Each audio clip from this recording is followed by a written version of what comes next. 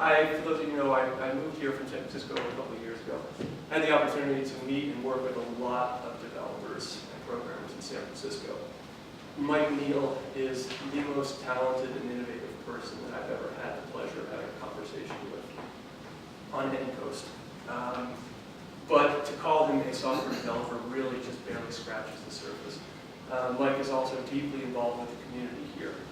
He is the founder of the, make sure I can read this like the founder of CodeStock. He is the co-founder and volunteer at the Technology Cooperative, which is a nonprofit that's focused on technology access and education. He is an organizer for Knoxville game design, and he, is an all-around great guy. And more recently, he's become an expert on the art of crowdfunding. So he's here today to talk to us how to create a successful Kickstarter campaign. So please welcome Mike.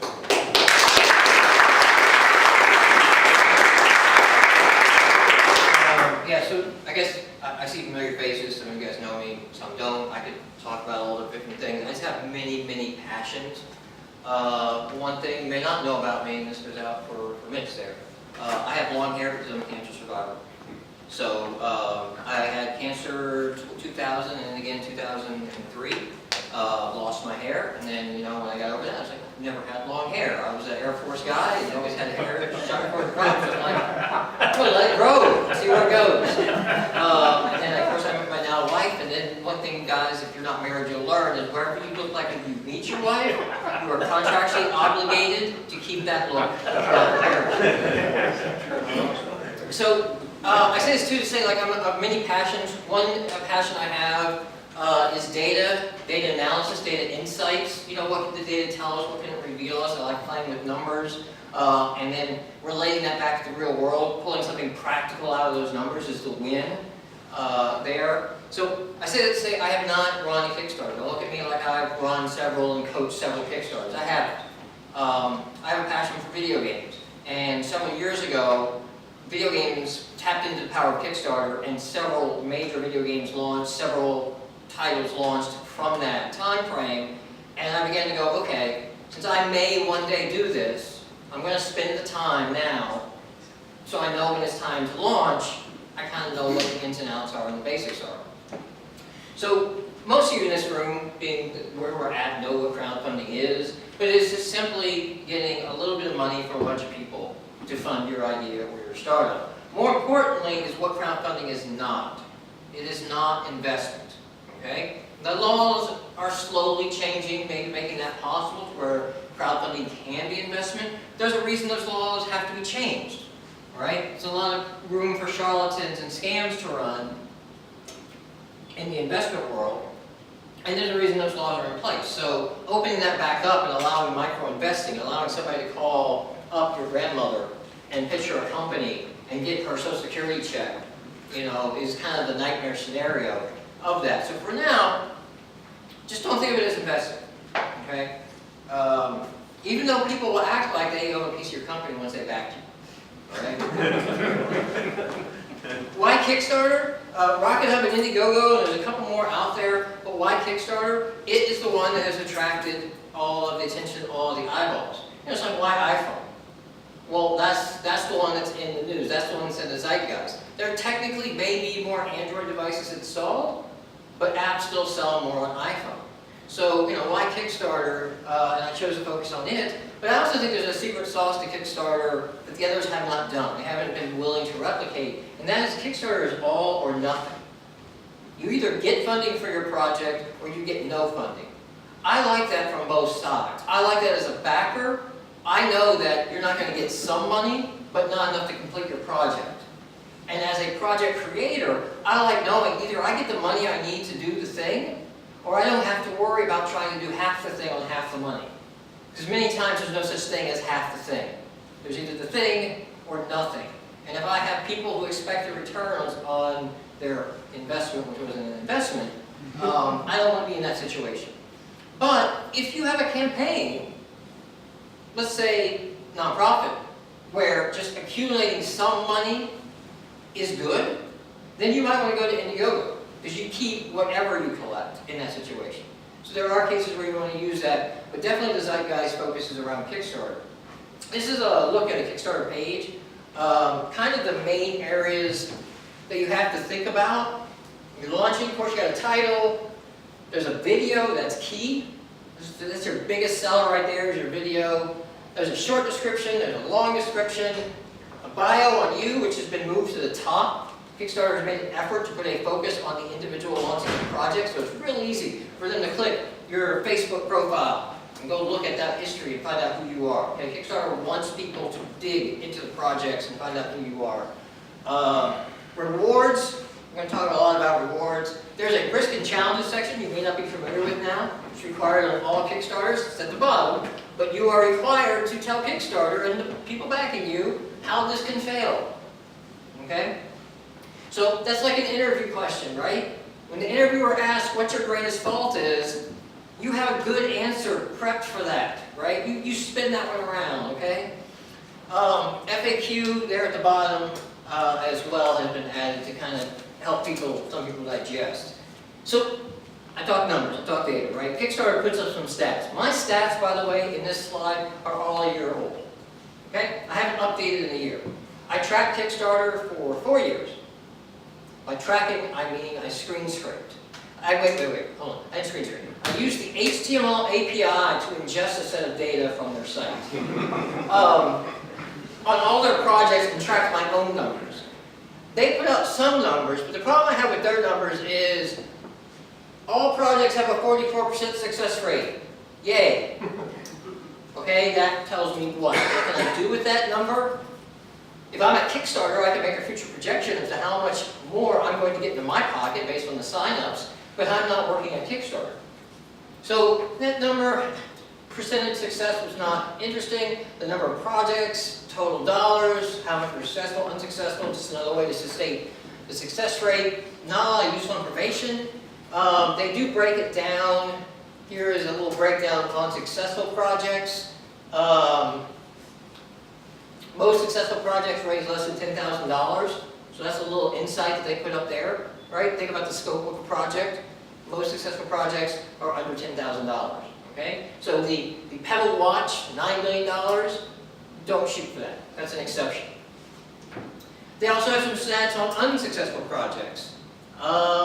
This is a bit to parse, and this is still true today. Like I said, these stats I haven't updated in a year, but they haven't really changed.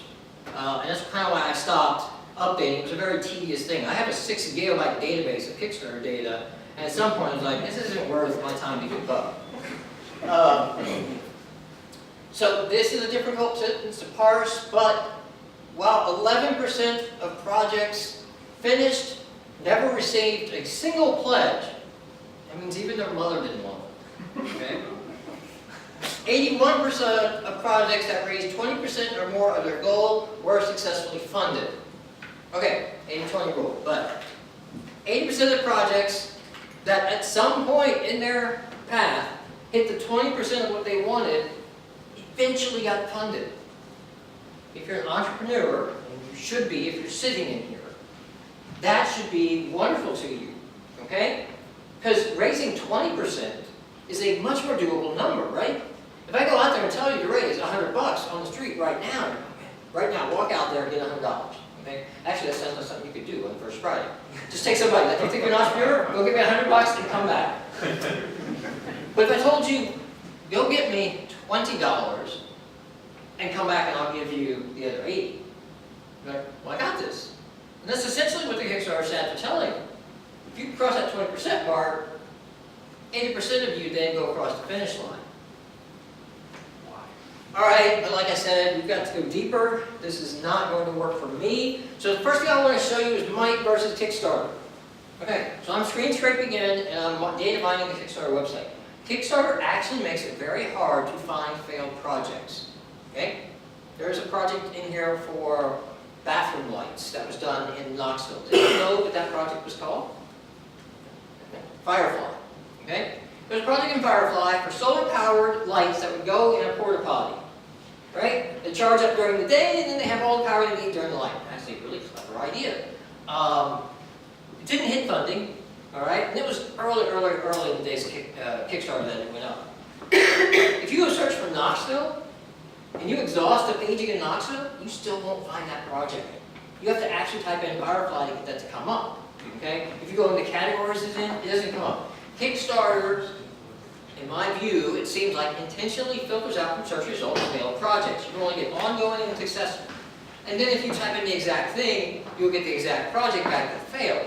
So they're kind of presenting a lie to you. They're kind of making it look like it's going to do it. So it makes it hard for me to get all those failed projects. What that does to my stats is essentially, and I've broken it down by, the most ones I'm missing are the under 1,000, because they don't even have social media links to them. Like they don't have any inbound links going to those projects. They were really small and they didn't get $1,000. I'm missing a lot of those. I actually found more projects in one category, which is weird, but sometimes the way the parsing worked, I categorize things differently. But when you look at failed projects, I'm missing a lot more of the failed projects than I am missing the successful projects. However, this is just breaking it down by numbers. The actual number of projects that I'm missing is very, very small. So I'll show you the percentages, and some of them might look a little big, but the numbers that I'm actually missing are very, very small. Here's another way to look at this. And this is the only graph. Okay, I love data, so I'm not going to let data lie to you. Okay? This is the only graph where I'm going to tweak the axes over here and scale them in to do a USA Today news chart, right? And make it seem like there's a big difference. And there's no difference at all, okay? I'm off by a percentage point on failed and successful, and I lacked less than 2,000 total projects a year ago, right? So Kickstarter had almost 100,000 projects a year ago, and I moved over 98,000 of them. So statistically at this point, even though I have a slight bias to the positive in my data set, it doesn't matter. So these numbers are good. Wait just a second. So I understand your chart, a couple of charts ago. When you're saying like -9%, -12%, that's the project undershot its objective by... Oh, no. In this chart, what I'm saying is, based on what Kickstarter reported, for photography, at the 61 to 81% funding mark, they will tell me there's 680 projects in there, okay? I don't have 680, I have 640. Okay, so that's I'm missing 12%. Okay. That's a blind spot in my data, which actually works out to be 4 projects, okay? So I'm actually not missing that much, but it does skew my data slightly to the positive. One thing I can do now is I can do the success rates for all the subgenres, which are really how people work, right? Kickstarter has games, they have art, but it's really dance and theater and indie rock might all fall under the same category in a higher level, but they're different things at different patterns, and I can look at them. Remember I told you I was all into this because of video games? It's the lowest one on the chart. Now, that said, if you want to make a dance musical on indie rock, you're done. You don't need the rest of this presentation. It's yours to screw up that has an over 60% chance of success. Just do it. If it fails, do it again. Statistically, you're fine. You should change the music to classical. This actually drove a lot of the data that I'm going to throw at you now. So I'm actually going to get serious data with you. And before I can give you serious data, I have to explain something. Okay? Correlation is not causation. You've heard it? Maybe you don't quite know what it means. A correlation between two numbers tells me these numbers are linked. It doesn't tell me why. A UT grad student, well actually, okay, a UT grad student helped me verify the statistics that I put into this project. A friend of his, another UT grad student in statistics, has correlated ice cream sales with shark attacks. Extreme, strong correlation.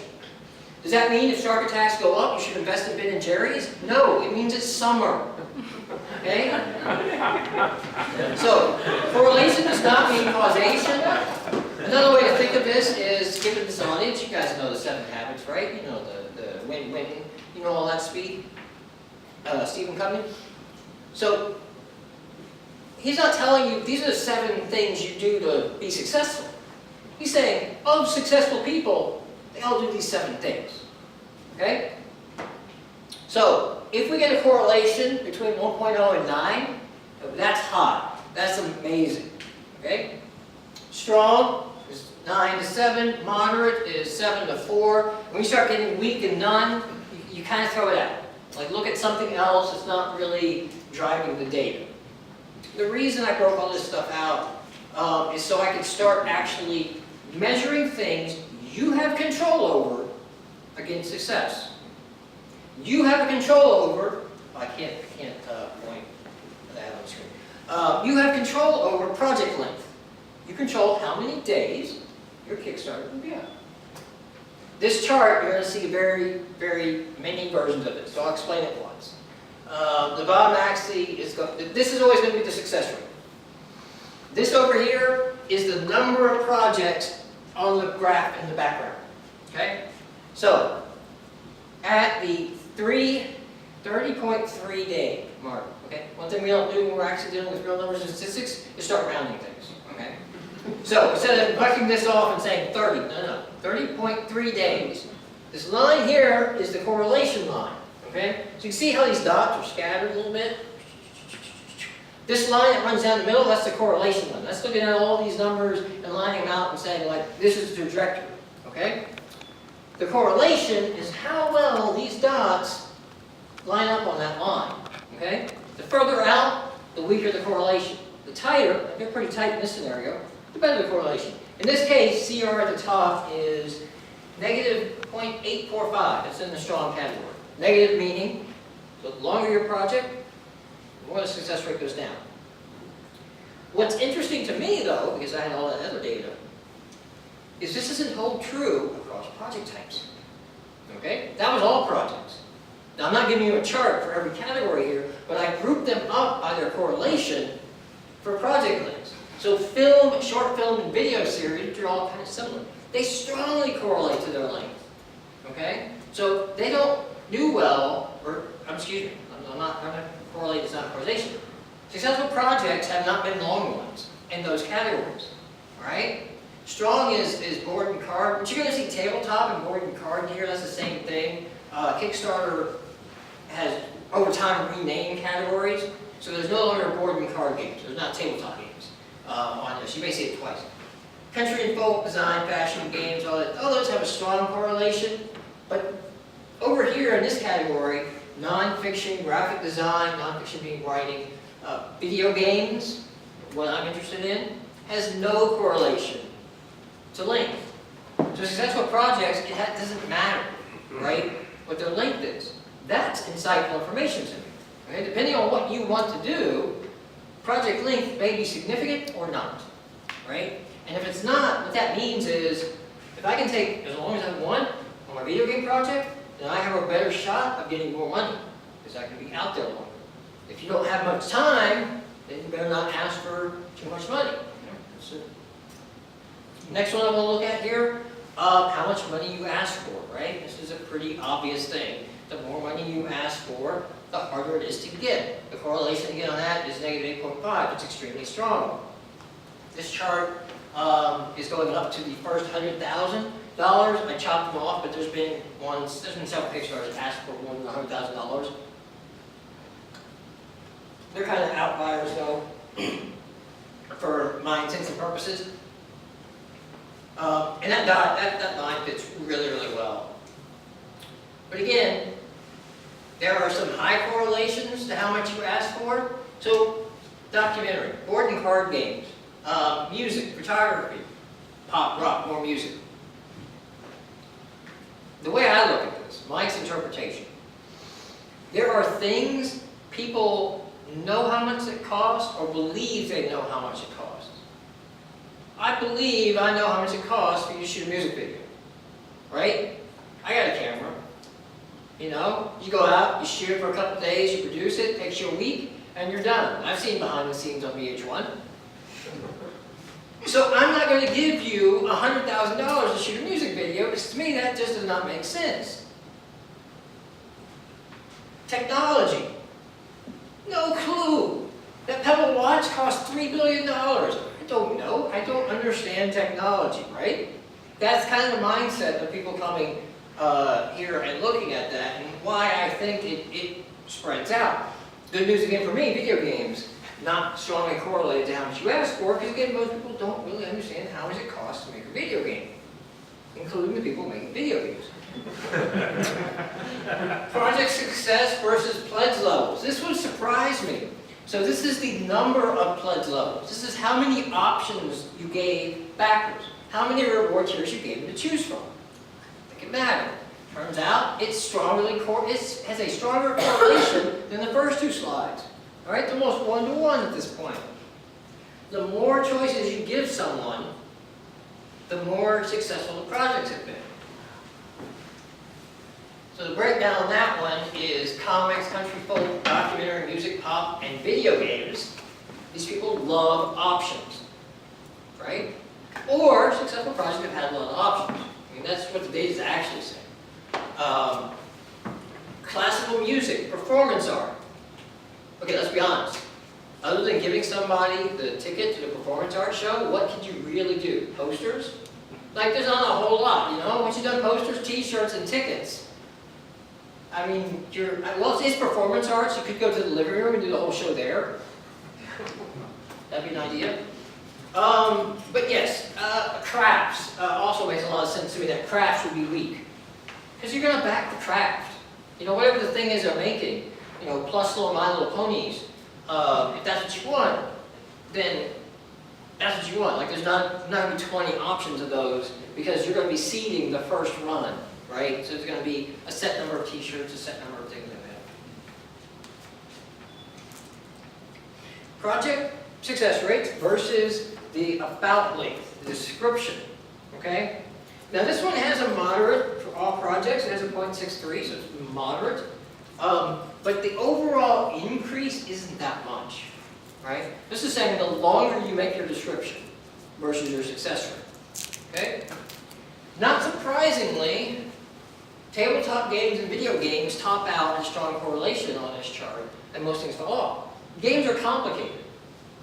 You're going to have to put a lot of text to explain to me, not only how do I play the game, what type of game it is, what's the narrative of the game, what's the art going to be like, who's doing the music, what games have you done in the past. There's a lot in a video game that people who play video games are going to want to know. Okay? Down in the no correlation, narrative film. Your trailer pretty much tells me your film, right? The video up there, that's synonymous, that's a 1-to-1 with a movie trailer, right? So I make a decision. I mean, let's be honest, nobody looks at reviews. You look at the trailer. You're like, ooh, robots in the sea. It's Godzilla meets Transformers, Pacific Rim, let's go. There's no Rotten Tomatoes check, right? So, you know, I don't care about any written description or anything like that.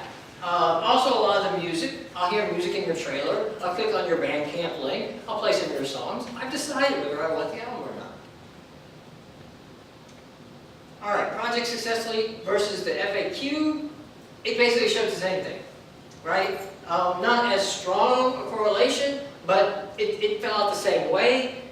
If you have a lot of detailed information in your description, you probably want to reformat that in the form of an FAQ, right? So it doesn't actually have to be asked as a question for you to say it was a frequently asked question. Just put it in a bulleted list. So if you got a game in the paragraph at the top, you say it runs on Windows, Mac, and Linux. Then in your FAQ, you say, what platform does this run on? Windows, Mac, and Linux. Okay, last deep chart that I have for you is what I call it's not a bubble. Right? Now granted, I stopped 1 year ago, June 2013, collecting data. But the Kickstarter numbers overall haven't changed in a year. The back is showing you the number of projects active, so you can see Kickstarter's growth.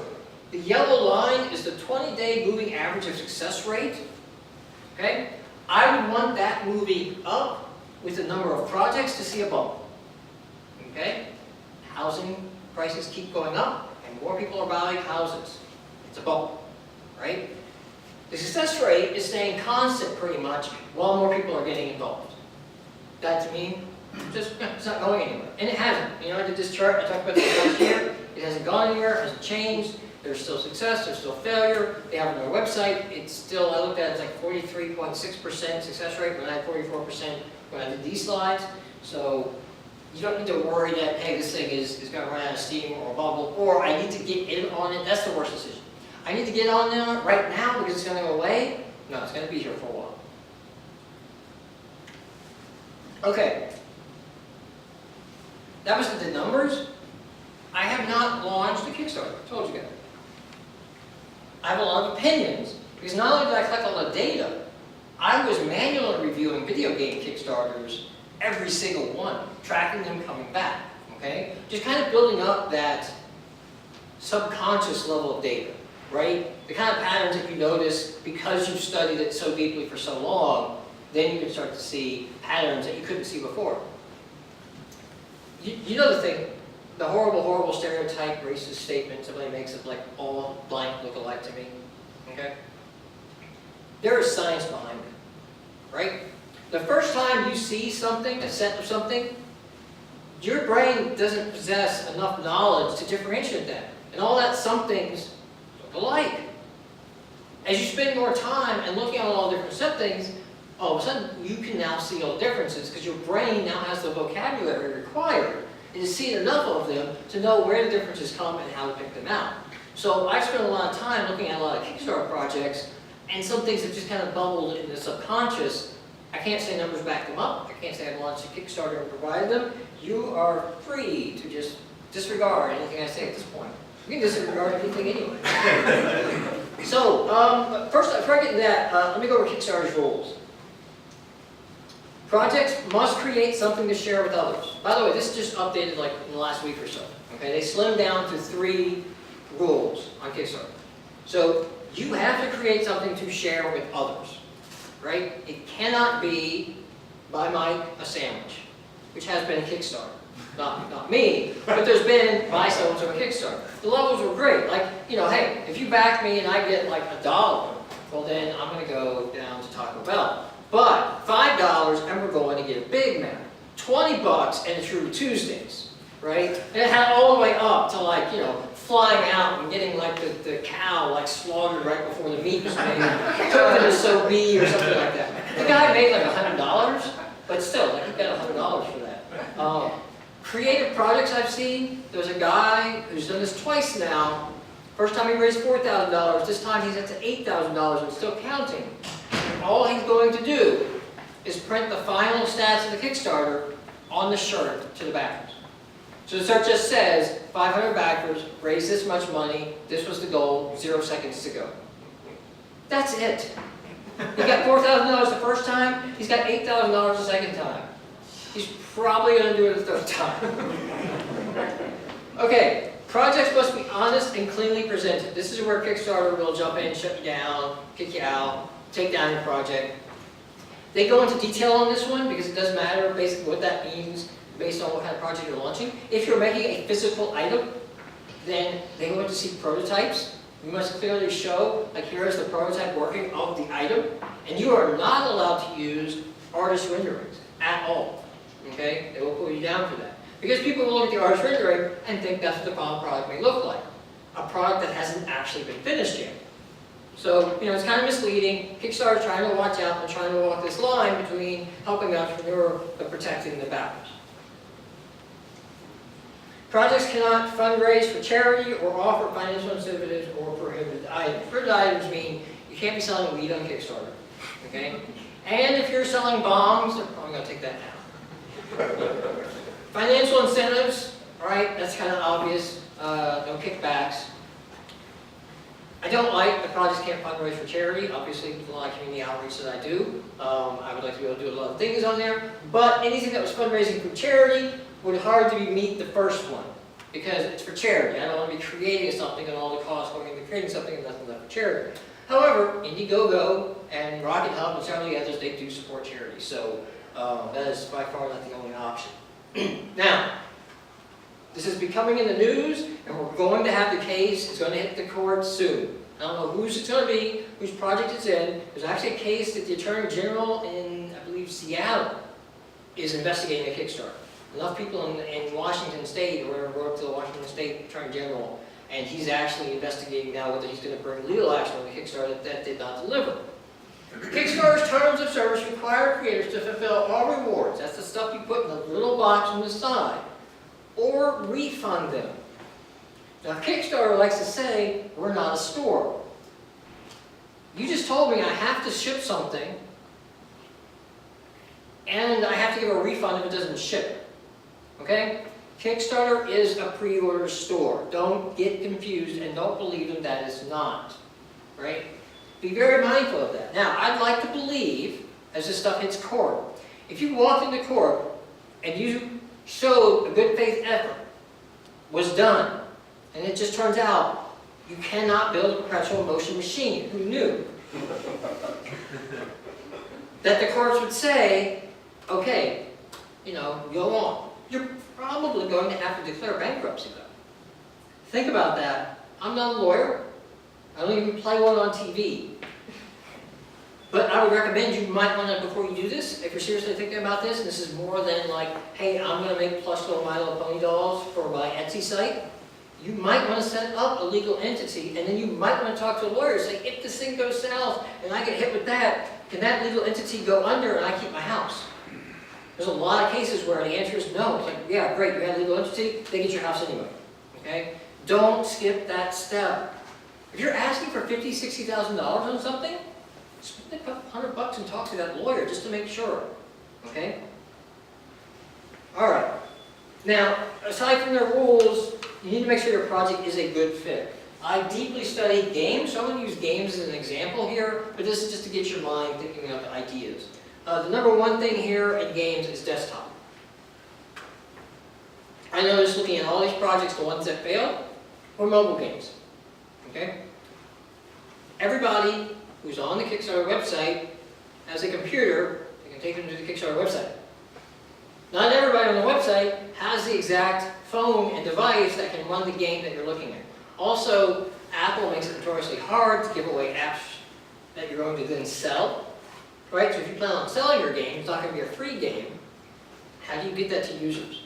Right? I've backed projects that are mobile, actually go through a lot of crazy hoops and hurdles to try to get that out. And then once they had one solution, Apple stepped in and goes, oh no, that breaks our terms of service. And they had to go back to the drawing board. This is after they raised $1 million. Right? And they thought they were good, but the solution they had turned out what they weren't allowed to do. What they ended up doing in that situation is they actually dropped the app to 99 cents. This is a $20 game. They dropped it to 99 cents, basically let the backers buy it, and then sent everybody a $1 refund in the mail, somehow, some way, and then put the game back up to 20 bucks. Problems with that are, anybody can buy the game for 99 cents. That's not great. And what if the backer was out disconnected? He was hiking that weekend and never got the email or got on that time. He backed your project. You owe him a game. Windows first, Mac Linux help. They present a good story. People like knowing you're cross-platform, but by far Windows needs to be the number one platform that you're supporting for a game. Nobody likes simple Flash games, and I think this is the case of if somebody looks at your project and goes, I could do that, they're not funding. Okay, it doesn't look like something special. No free to play, why would I give you money? Right? What am I backing? And if you're going to give me Crush candies, I don't know what you actually get in Candy Crush. Your sugars or whatever you get, I don't know how many of those is going to be valuable. Right? The game's not out, I'm not playing the game. So I don't know if 200 candies is valuable or 2,000 candies are valuable. So I have no way to value what my $20 is worth. Adventure RPG strategy games seem to work the best. And most of these genres are not in the mainstream right now. Okay? The mainstream is Call of Duty and sports franchises, and there's people who are old, like me, I'm getting ready to come up with 40, in a couple of years, thankfully. But all these games are the games of my youth, and it's like if you hit that nostalgia button, I'm back. Okay? I think that plays a lot more in this games. I did that point earlier, but Kickstarter is pre-orders. Okay? Pitch video. Again, I'm kind of specific to a video game, but this can be adapted to anything. Spend a lot of time storyboarding, testing, talking about your pitch video to different people, getting feedback on it, because I can tell you a project will fail now just by watching their pitch video. That's just that subconscious thing. I watch it and I went, nope, turns people off, we'll be back. First thing in your pitch video, start out with the elevator pitch. That man in the back can help you with that thing right there. Now the elevator pitch. This is basically like, hey, I want to make a movie. It's going to be Godzilla meets Transformers, Pacific Rim. You're done. That's your elevator pitch. That's your 1-minute thing. That's immediately what you put right at the top. Don't try to get cute with it. Don't try to bury the lead. And that breaks my heart because I am one of the people who love clever blog titles and get 0 search engine traffic from them. But when I title a blog, how to get funding with Kickstarter, 1 gazillion hits. Act 2, demo. Prove you can execute. If you're doing a movie at this point, go right to the trailer. Okay? If you're doing a game, show me the game. Right? If you're doing a theater act, show me some of the theater. Prove to me you know what you're doing.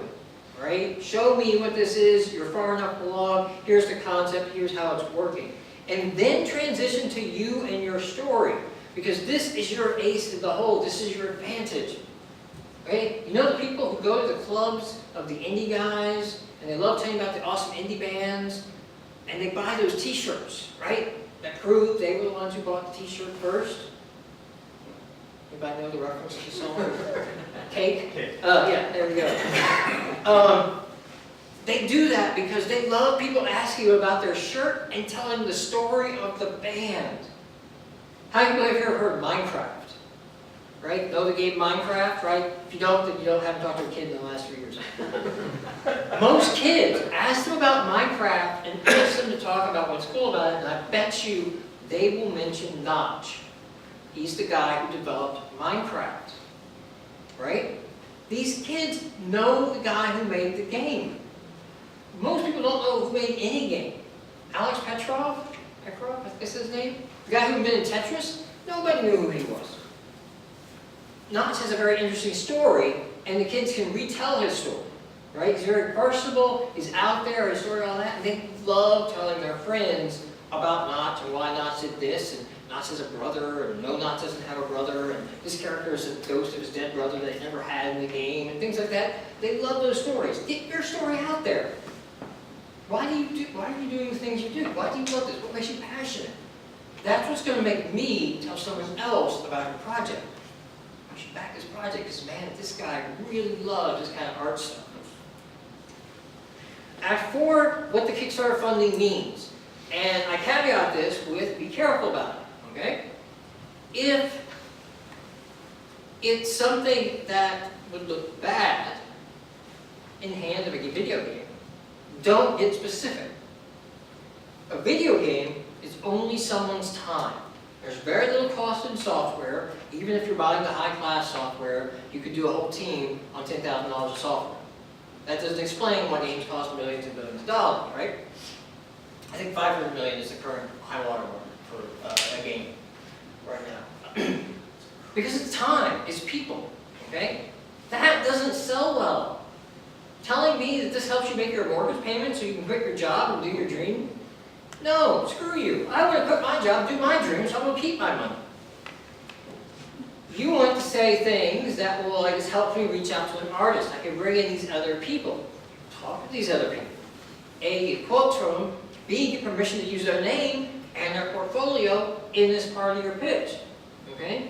Say, hey, I'm going to bring in this guy to do music and this guy to do art. Here's the other stuff they've done. And I got a little short, 20-second thing of them and how they're excited about the project. And that's what the funding means. Funding means not that the game doesn't get paid. The funding means we get to bring in and up the scale of everything. If you're doing a movie, then it's more apt to talk about equipment. Cameras and equipment and lighting are expensive. You can price tag that out. People can check that out. Very compelling. A very compelling shot, if you're doing that kind of equipment-based Kickstarter, is just a pile of equipment and little price tags next to all of it.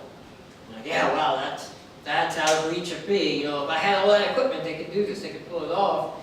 So that's there. And then last, you want to talk about your rewards and maybe stretch goals. I'm indifferent. I'm of a mixed opinion on stretch goals. Stretch goals are the act of, once you hit your main goal, if you hit a milestone above that, what are you going to do for it that you weren't going to do originally? To me, I'm kind of against that because I want you doing the thing you set out you were going to do. And if you start putting too many stretch goals in, I wonder like, well, is the main thing interesting, or is the 7 stretch goal thing the interesting version? And you just pared it back, try to get something out. For a game, it's real popular for games to go into all these crazy additional features. But yeah, you can do those features with more money.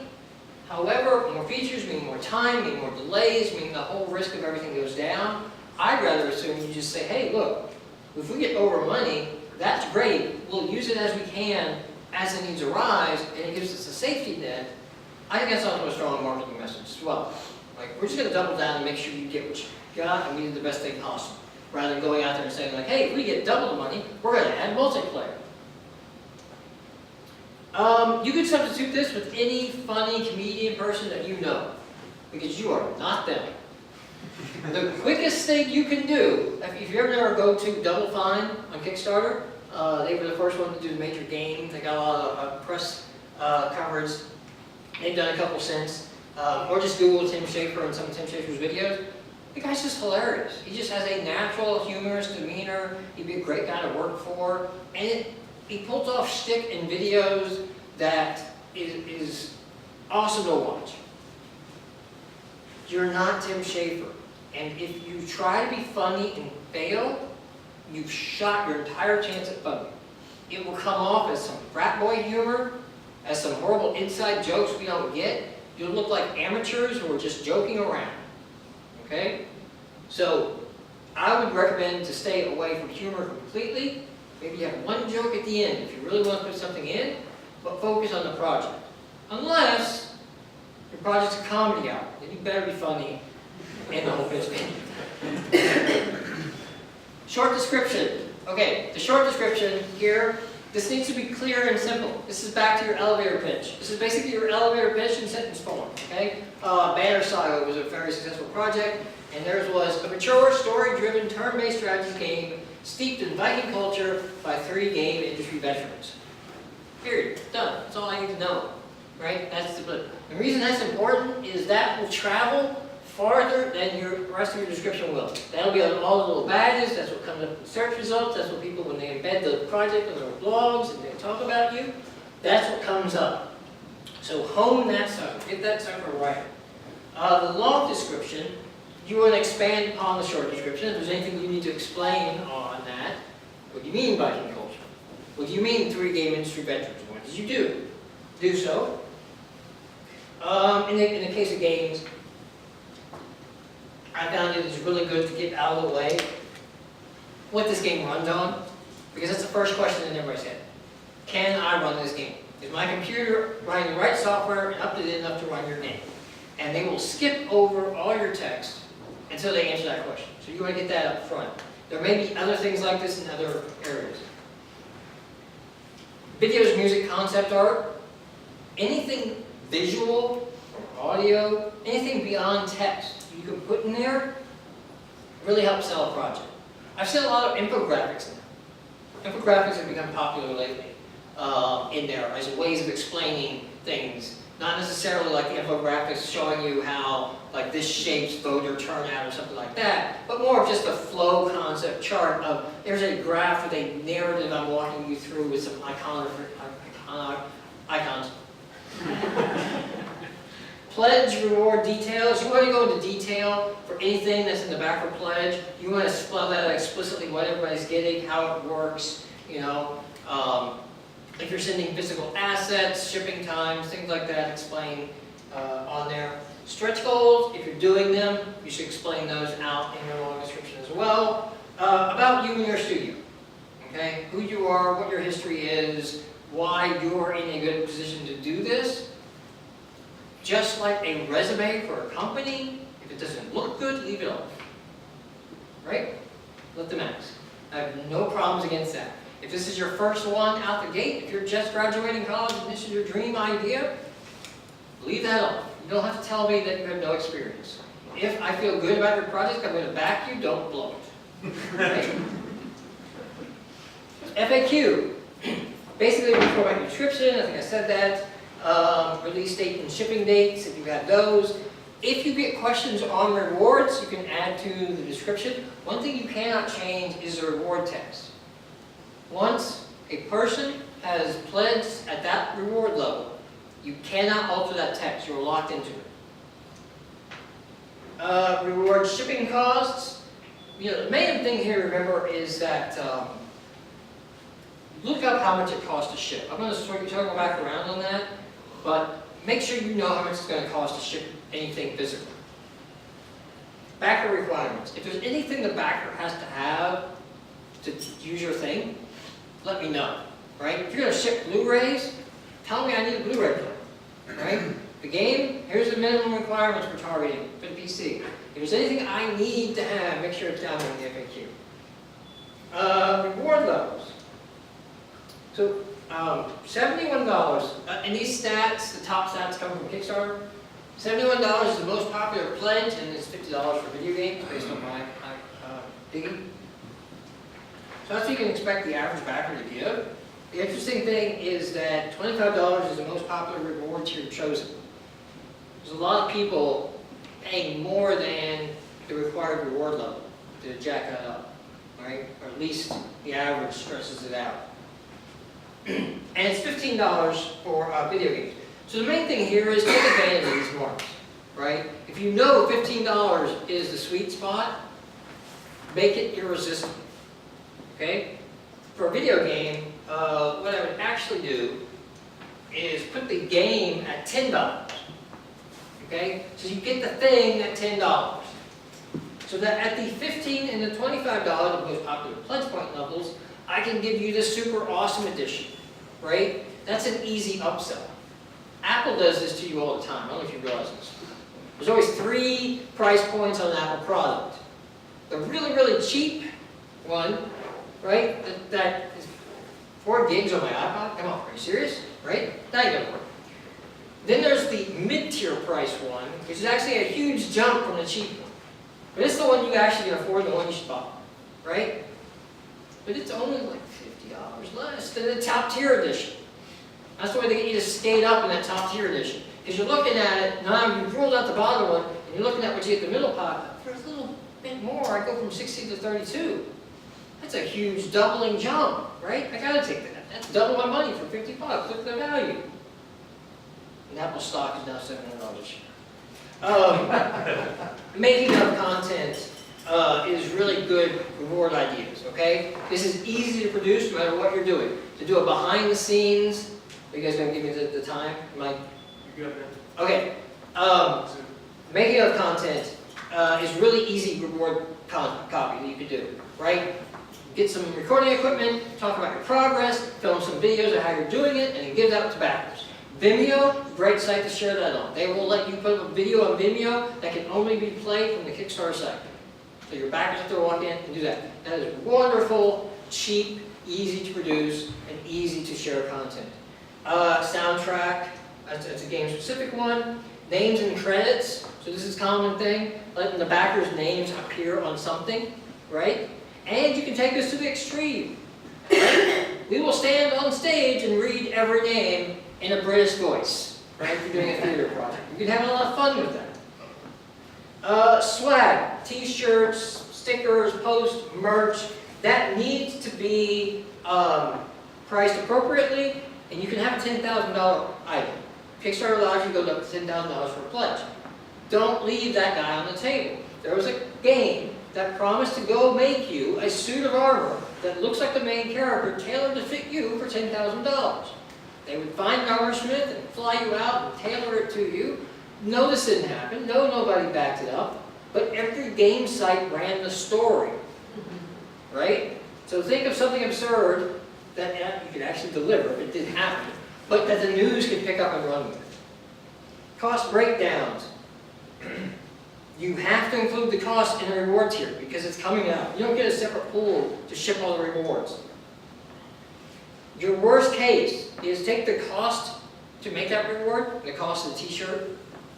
Say the cost of t-shirt, printing, shipping is 25 bucks. That is not unrealistic for a t-shirt, by the way. The reward level is 50 bucks. Well, if everybody, I want $1,000 total. If everybody picked that reward level, I only have $500 after my rewards have shipped, right, to do my project. Can I do my project on $500? If the answer is no, then that t-shirt can't be at the $50 level. It has to go up. Consider reward limits. You can limit how many people claim a reward. A real popular thing I've seen on reward limits is A, offer a discount. Limited to the first 100 backers. Get the game, not for $10, but for $5 to the first 20 backers. Okay? What that does is get you off of zero, fast as you can. That's a huge psychological improvement. Remember when we said if you can hit 20%, you're probably going to get funding? That's because nobody likes to back a loser. So once something has sat there with that scarlet letter 0 hanging on its chest, like, no, I'm not touching that thing, right? Nobody else is willing to. I'm not going to be the first. If you give them a deal, like, oh, well, I grabbed the early bird deal. I won. I got here first. Twist the psychology around, and now you're not at 0. Plus, you saw 100 people jumped in. This tier is gone. How about I get on this thing before the next tier is gone? Limits can also be applied for shipping. So you can say, I'm going to ship the first 1,000 t-shirts in August, the second 1,000 in September, the third 1,000, October. And you can do that by reward limits as well. So you have the same reward 3 times, but the estimated ship date goes out a month. That gives you time to handle that. You will ship late. Every Kickstarter has been late. Every Kickstarter is late. All the time. It is fact. Push out your time more than you think you are, you're still probably going to do it. Okay? That's just, you get optimistic and you want to promise soon, but consider that you're going to be late. Actual numbers. Banner Saga raised $720,000. They published 10% of that, $72,000, gone off the top to Kickstarter, Amazon, and failed charges. So you'll read about how like Kickstarter and Amazon are taking like 5%, right? No, there's 5%. Failed charges, you don't get that money. What's worse, you get billed for the attempted Visa runs. They're going to attempt to run that Visa card 3 times. You're going to get dinged on your project total 3 times. All right? Those add up. What's that cost? What's that? What's that cost per time? I don't know. It's an agreement between Kickstarter and Amazon, and you don't have an ability to negotiate it. So 10% I've seen, just use that. Just assume 10% of your money is gone over at the Kickstarter. $22,000 in physical rewards. Cost $22,000 to ship. Their takeaway, $10 is not enough for international shipping. Okay? What you want to do is link to an international shipping calculator and say, international customers, please use this calculator and add that to your pledge before I will ship it. Okay? I wish Kickstarter had integrated this better so people knew when they checked out, hey, you're going to have to add this much pledge. But so far, that's what I've seen most Kickstarters doing. Taxes, if you don't do anything, it's going to be income. That's horrible. That's awful. That's self-employment tax plus income tax. It's a third gone. I don't know if you guys have ever consulted or worked independently. Uncle Sam gets his cut. But you should not be paying taxes at least within a year until it ships. Okay? You should be set up as a company. You have expenses as a company. Only the money that's left over, which for a Kickstarter should be 0.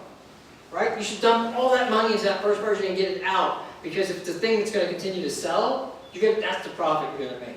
So you can burn all that money on there. I got a link there. There's a guy, I've actually interviewed him on a podcast. He specializes in video game tax law. But he's actually written a whole blog of you should not be paying taxes in your first year. You can't believe Kickstarters that complain about the IRS came. Again, this is to 0 as fast as you can. Call in all those favors. Slip Mama 20 if that's what you have to do. Mailing list. You should have a mailing list for any project you're going to start. It's the easiest thing in the world to do. Set up a WordPress site that collects the email addresses saying, hey, I'm going to do this thing. If you're interested, give me your email address. So you can build that mailing list. You can tell that mailing list, day 1, go here. There's going to be a very high conversion rate off that mailing list because they were already interested enough to sign up for it. News sites may or may not cover you. Some news sites are more apt to cover Kickstarters than others. I can tell you in the video game industry, they hate covering Kickstarters, right? There's too many, like you saw, the success rate was down like less than 30%. There's just too many horrible games trying to get pitched that nobody wants to play, that they've just written off Kickstarter. Film and theater, however, they love talking about indie film. So you might be able to get some indie press sites to cover you there. Bloggers love covering it. Reaching out and finding out, this is easy, you just Google it. Google who's talking about the thing that you're doing, find them, contact them, build a relationship with them before you launch, so that when you do launch, you can say, hey, now we've launched. Don't wait till after. After you sound very needy and begging, okay? You can even pitch it as, I'm going to do this thing, and I would like your feedback. What have you done? They have emotionally invested in the project because they offered input to you, right? Now they want you to succeed because they gave you advice even if you didn't listen to it at all. They feel invested in the project, they're going to mention it. Forums, but be careful on forums. If you go to a forum, contact the forum administrator, say this is what I'm doing, and what is the right way, if at all, to post this to your community. Okay? Just blindly walking into a forum, a very close-knit, close community, it's going to look like spam. And it can backfire massively. Because these guys will not only post hate about your project on the forums, they'll run to social media. And if one thing news sites love now, it's a negative social media story. And you don't have the time to let that pass. Post-launch. Michael, we have just a couple minutes. Would you be willing to take a few questions from the crowd while we're up here? You want to run through a couple of minutes real quick? And then Yes, I'll click through here. Post-launch, you do a lot of updates. If you made it, you update the backers a lot. If you fail, basically you can try again. The Technology Cooperative, you mentioned this earlier. This is a nonprofit that I work for. If you found this valuable and you would like to say thank you to me in any way, go to techcot.org and just make this donation. $5, $20, give $1,000. Any donation helps. We do things very differently. Because we do things very differently in working with kids, we don't always fill out the same columns as well on the grant application, right? We don't fit into the same way, say, United Way will. So actually, individual donations mean a lot to us. We are still pursuing grants and still working that out as well as we can, but I just want you guys to know that that means a lot to us. And we have no one paid, so everything goes straight to programs there. Last, this is the information on me. There's a technical link there if you need it. This speaker deck, if you want to get everything I just ran through, is speakerdeck.com/buy-all. You can find all my talks there. I'm on a lot of social media, but Twitter, if you're going to talk to me, it's Twitter. I'm on Facebook, but I don't use it. And then the stuff that I do. Thank you. Thank you.